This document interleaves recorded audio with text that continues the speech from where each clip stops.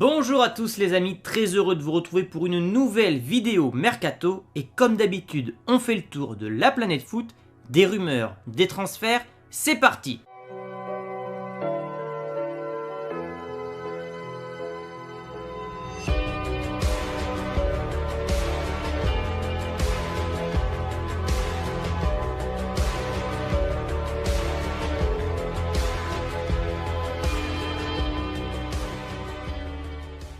Et on file directement en Catalogne, on connaît l'identité du nouvel entraîneur du Barça, Quique Setién, mais Xavi, qui était pressenti pour entraîner le Barça, a expliqué pourquoi il a refusé de prendre le poste, en affirmant que oui, il avait reçu une offre du Barça en présence d'Abidal et du directeur sportif Oscar Grau, mais qu'il n'avait pas accepté cette offre car il était trop tôt pour lui d'entraîner le Barça. Peut-être que ça cache aussi des conflits avec la politique actuelle du Barça. C'est pourquoi Carles Puyol, ancienne gloire du club, avait également refusé d'intégrer le staff du Barça. Et Xavi a également dit « J'adore le nouvel entraîneur de Barcelone, j'aime sa façon de travailler et je m'attends évidemment à ce qu'il réussisse avec l'équipe ».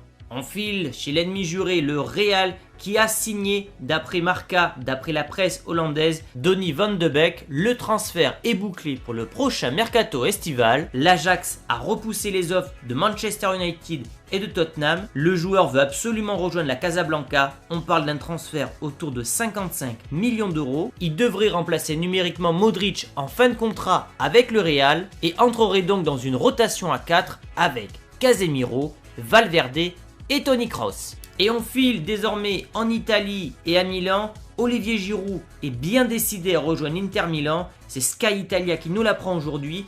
Le Français, qui devait toucher aux alentours de 3,5 millions d'euros dans son très probable futur club, aurait renoncé à 500 000 euros. Pourquoi ? Tout simplement pour accélérer, pour faciliter les négociations entre les Nerazzurri et Chelsea. L'Inter de son côté devra augmenter son offre pour convaincre définitivement les Blues de lâcher Giroud, mais nous sommes très proches d'un accord. Et toujours de côté de l'Inter, Marotta nous avait dit il y a quelques jours que l'Inter n'avait fait aucune offre pour Eriksen, mais finalement le club a bien avancé ses pions puisque le Danois serait tout proche de rejoindre Milan. Je rappelle que le Danois est en fin de contrat, que Tottenham souhaite le vendre à tout prix pour récupérer une indemnité de transfert. Les Anglais voudraient 20 millions, l'Inter va en donner seulement 10, mais tout porte à croire que les deux clubs vont trouver un accord et ce serait vraiment une opération incroyable que d'enrôler Eriksen pour seulement 10-15 millions d'euros. Tottenham aurait bien évidemment dû accepter l'offre du Real l'été dernier. Allez, maintenant direction Paris Saint-Germain. Cavani, on le sait, veut quitter le club, veut rejoindre les Colchoneros.